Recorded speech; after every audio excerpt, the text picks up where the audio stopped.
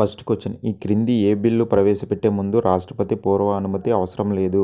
పైవన్నీ రాష్ట్రాల పునర్విభజన బిల్లు, పన్ను సంబంధిత బిల్లు, వ్యాపారం మీద ఆంక్షలు విధించే బిల్లు విషయంలో రాష్ట్రపతి పూర్వ అనుమతి అవసరం లేదు.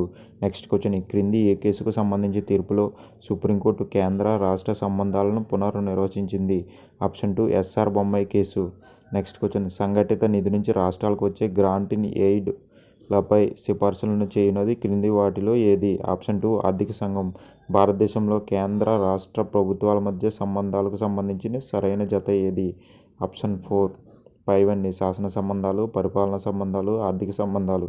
Next question. కేంద్ర రాష్ట్ర ప్రభుత్వాల మధ్య ఆదాయ వనరులను పంపిణీ చేయడం కోసం ఉద్దేశించిన ఫార్ములా క్రింది వాటిలో ఏది? Option 1 Gadgil formula. Next question. ద్విసభ విధానం మొట్టమొదట ఏ దేశంలో ప్రారంభమైనది? Option 3 America.